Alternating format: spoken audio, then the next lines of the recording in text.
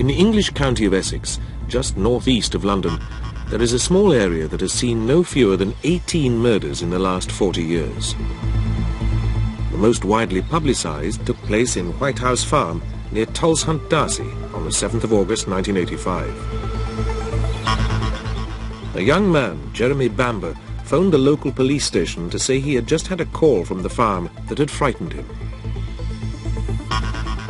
It was his father, Neville Bamber, who said, "Your sister's gone crazy and she's got the gun." Bamber's sister, Sheila, had a history of mental illness. There had been a shot and then silence. When the police broke into the house, they found 5 bodies. Neville Bamber had been shot and battered. Upstairs, they found the other 4.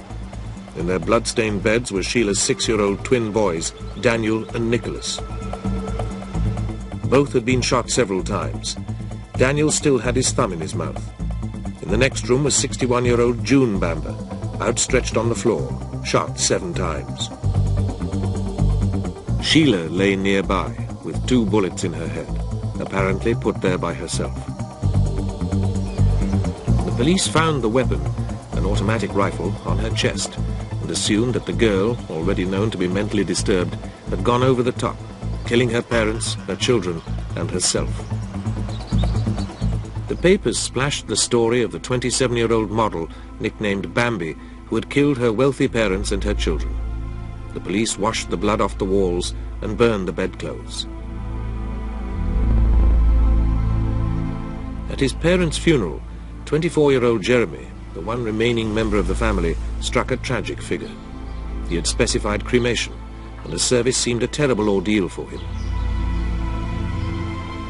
He appeared to burst into tears and staggered behind the coffins. He was supported by his girlfriend, Julie Mugford. The villagers of Tulshunt, Darcy, speculated how the strikingly attractive girl they had seen grow up could have reached the depths of killing her own twins and her parents. They recalled the rumours of the fast life she had led as a model and whispered stories of drugs and paranoia.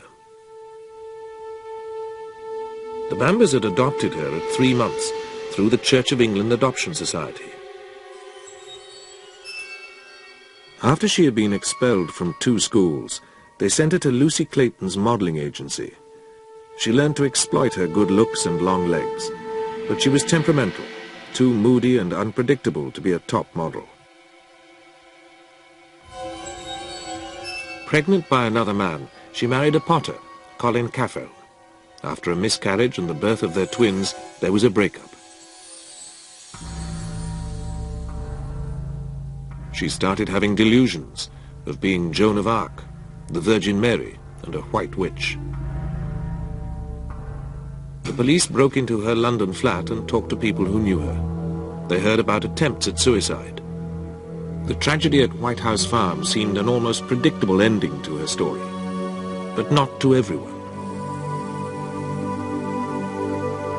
The Bamber's nephew, David Boutflower, couldn't believe that the Sheila he had known was capable of murder, or could even handle a gun competently. His sister, Christine, was equally skeptical of the official murder and suicide theory.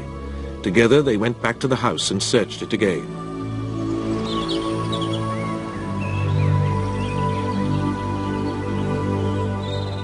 Christine remembered that as children they had all sometimes climbed into a window that appeared to be locked when they didn't want the Bambers to know they had been out.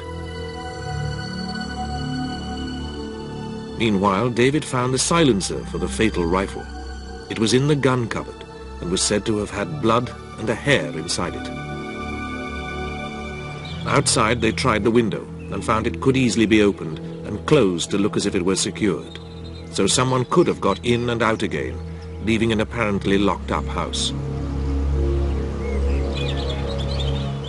A month after the killings, on the 8th of September, there was a new sensation when Jeremy Bamber was accused of theft. He was taken to Malden Magistrates' Court and charged with stealing £980 from the offices of a caravan site. This was 5 months before the death of his father, who owned the site and had given him a small financial interest in the company in return for some help there. Now Jeremy was accused of staging a phony break-in of the offices. He was remanded and allowed out on bail, leaving the magistrate's court with his sweater pulled up to hide him from photographers. His solicitor revealed that while in custody, his young client had also been questioned about the deaths at White House Farm. At a further hearing, he was bailed again, and the police permitted him to go on a holiday abroad with a friend. They flew off to Saint-Tropez in the south of France for a fortnight of sun, food, drink and fun. But he didn't take his supportive girlfriend, Julie Mugford, after they'd had a row about another girl. On her own, and wrestling with her conscience, she went to the police. They jumped at the opportunity to question her without Jeremy Bamber nearby. When Bamber's ferry docked at Dover on the 30th of September, the police were waiting for him. The next day, they charged Jeremy Bamber with murdering all 5 of his family. Jeremy, like Sheila, had been adopted at the age of 3 months through the Church of England Children's Society. Sent off to boarding school, he felt rejected. He took his resentment out on younger boys and was regarded as a bully. Perhaps resentment festered as he thought his parents loved Sheila, now engaged to Colin Caffell, more than him. He worked on the farm, but at night he got up to whatever fun he could find locally when his chores were over. He was heard to complain about his parents and the wages he was paid, although they bought him a car, a house and land in the nearby village of Goldhanger. Locally regarded as arrogant and vain, Bamber was said to accentuate his good looks with eyeliner, and he had a stream of local girls at his cottage. Among them was Julie Mugford, who said she heard him hatch a plan to kill his parents and set fire to their house. But, she claimed, when Sheila became obsessed with religion and was hospitalized with a nervous breakdown, he formed a new plan. It was to lead him to the police court to be charged with 5 murders. He always maintained his innocence and never confessed. Outwardly confident, he remained smiling and convinced that his charm and looks would carry him through. And his sister certainly had been unhinged. She had taken to shrieking at the neighbors and telling her analyst that her twins were trying to seduce her, then kill her. With such an obvious alternative suspect, the police asked for a series of remands while they searched for solid proof against Jeremy.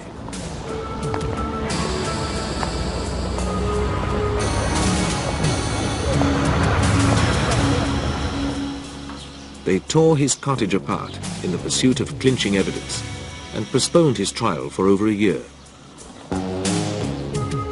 At White House Farm, they started again from scratch, going over every inch of the scene of the crimes. Ironically, they were hindered by the thorough cleaning up that the original investigators had given the farm months earlier.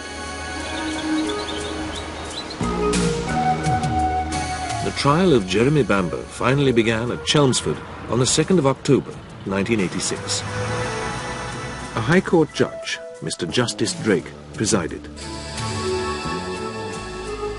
Bamber secured the services of one of the country's leading solicitors, Sir David Napley.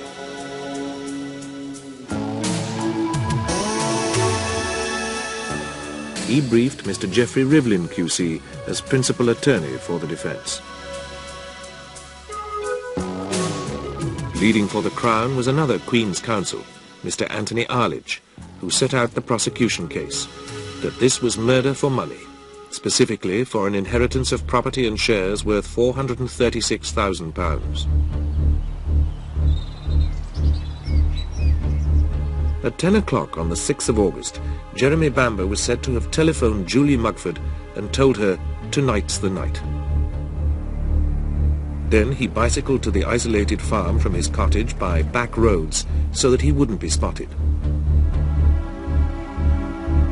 He arrived there between 1 and 2 a.m., used a hacksaw blade to let himself in through the defective window, unlocked the gun cupboard and took out a .22 Anschutz automatic rifle he had often used to shoot rabbits. Neville Bamber probably heard a noise and came downstairs to investigate, arriving just as Jeremy had put the silencer on. Bamber was said to have taken aim and shot the man who adopted him in cold blood. As Neville Bamber sank to his knees, he stepped up to him and with shocking ferocity battered him with the gun, swinging it like a club. The blows were so hard that the stock broke. After pumping 4 further shots into the dying man, Jeremy went upstairs. June Bamber was reading the Bible in bed. He sprayed her with bullets. Now, said the prosecution, he moved to the next bedroom, where Sheila was sleeping. He put the muzzle under her chin, where a suicide might shoot herself, and pulled the trigger. Along the corridor, his nephews were asleep. He crept in and emptied 3 shots into little Nicholas and 5 shots into his brother Daniel. Mrs. Bamber, not quite dead, had crawled into Sheila's room. Mr. Arledge said that Bamber finished her off with a shot between the eyes. He shot Sheila again, but without the silencer. Then he set up the fake suicide, leaving the gun on her chest. He quit the house the way he had come in, and got on the bicycle he had come on. He had left a fingerprint on the gun that was overlooked, along with 5 dead bodies behind him.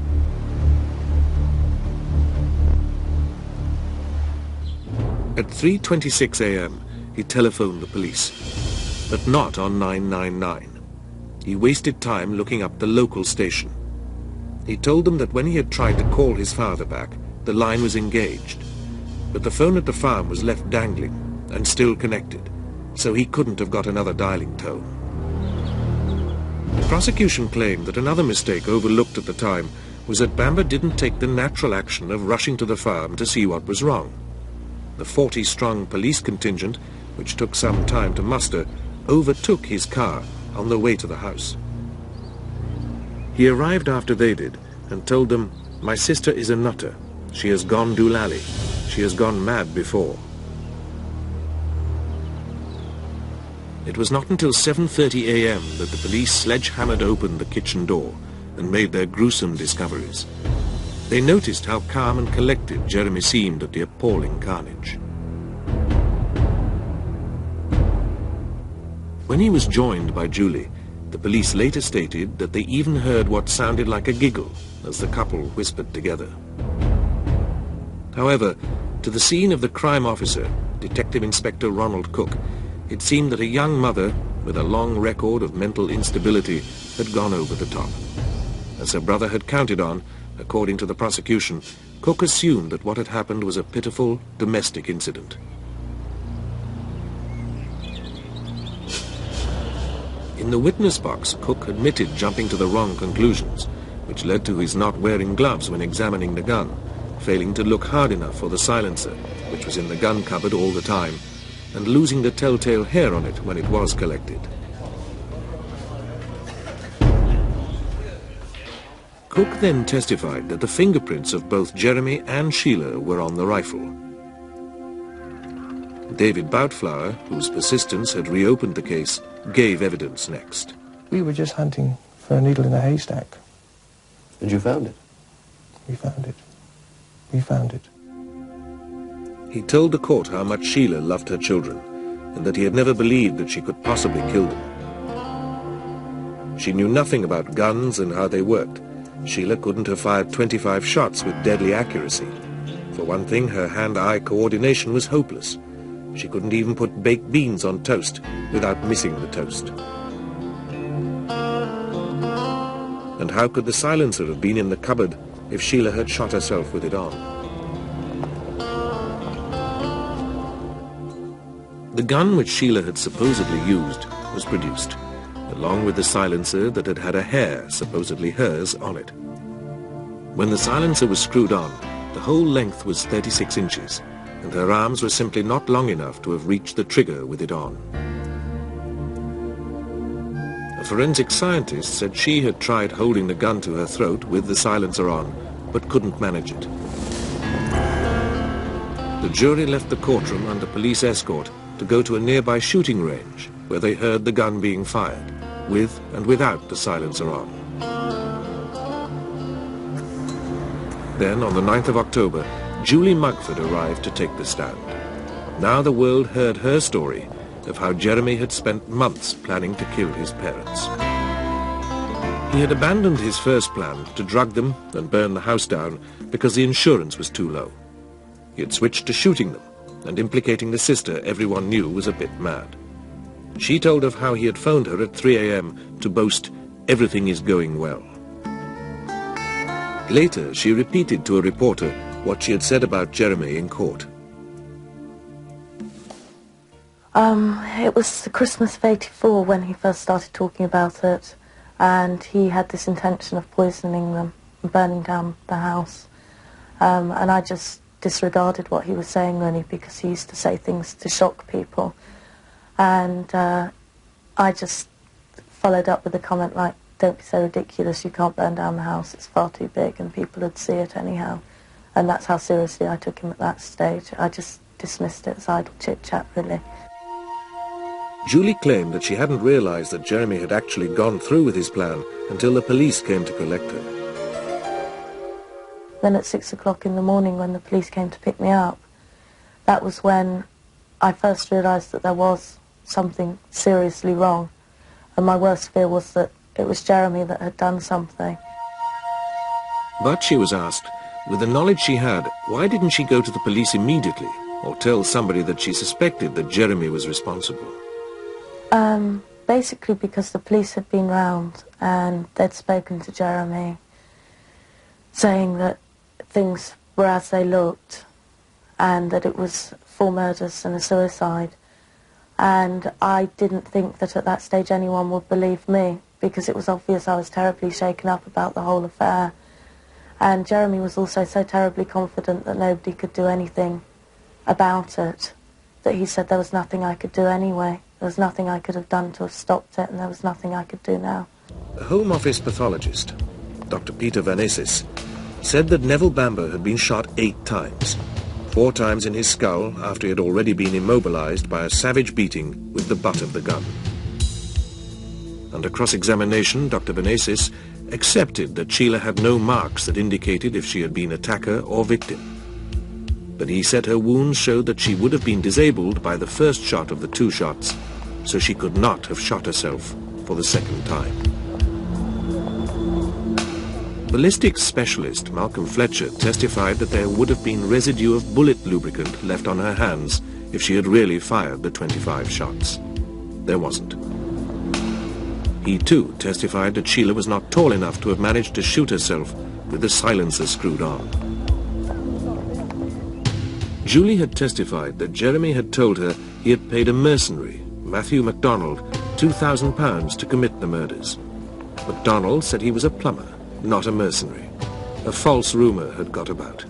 He had been at home that night. Mr. Geoffrey Rivlin's case for the defence denied that Jeremy had committed the murders. Sheila Caffell had been solely responsible. He called a psychiatrist, Dr. John Bradley, who said that Sheila had a delusion that she was possessed by the devil. She believed she had the power to create evil, and her children had it as well. He quoted cases where women had killed their children and then attempted suicide. They had had the idea that some catastrophe was about to befall their offspring, and one of them had thought she was so inadequate a mother that it was unfair on her children to go on living. Sheila may have felt the same.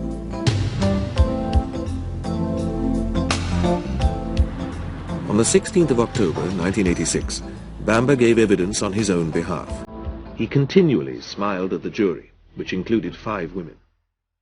He insisted that he had a loving relationship with his parents and accused Julie of making up stories out of spite, because they'd had a row and split up.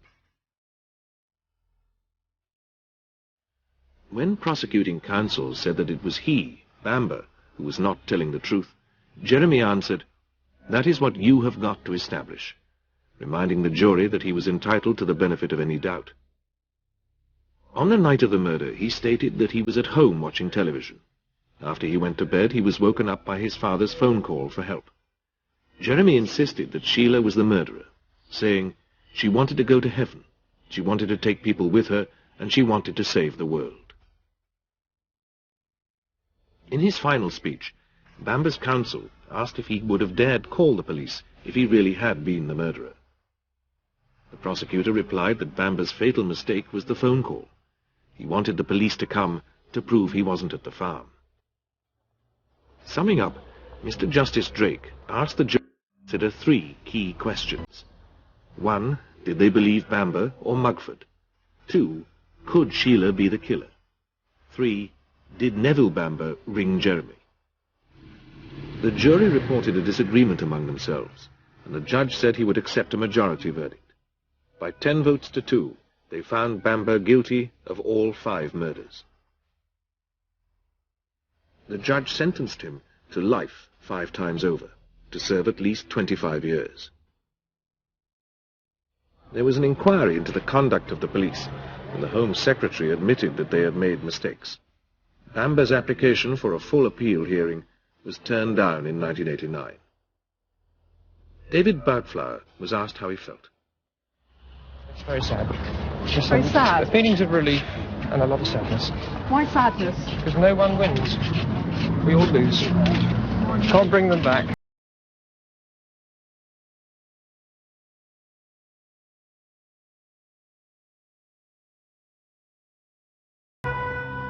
I feel something for him, but I just think he's a very sad man.